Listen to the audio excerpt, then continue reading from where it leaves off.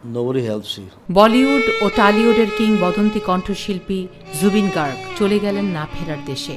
মাত্র 52 বছর বয়সে তার আকস্মিক মৃত্যুতে শোকের ছায়া নেমে এসেছে ভক্ত অনুরাগীদের মাঝে। সিঙ্গাপুরে নর্থ ইস্ট ইন্ডিয়া ফেস্টিভ্যালে যোগ দিতে গিয়েছিলেন তিনি। পারফর্ম করবার আগে স্কুবা ডাইভিংয়ের সময় শ্বাসকষ্টজনিত জটিলতায় অসুস্থ হয়ে পড়েন। দ্রুত হাসপাতালে নেওয়া হলেও 19 সেপ্টেম্বর স্থানীয় সময় দুপুর 2:30টায় চিকিৎসকরা তাকে মৃত ঘোষণা করেন।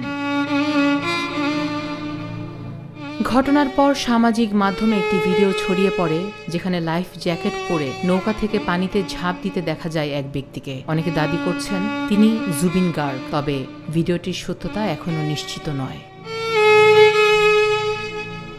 ইয়া আলী, দিল তুহি বাতা, চোখের জলে এর মতন অসংখ্য জনপ্রিয় গান দিয়ে কোটি মানুষের হৃদয়ে জায়গা করে নিয়েছিলেন জুবিন।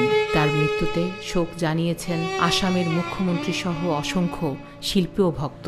শনিবার গুয়াহাটির সারুসাজাই স্টেডিয়ামে ভক্তরা শেষ শ্রদ্ধা জানাবেন এই কিংবদন্তিকে।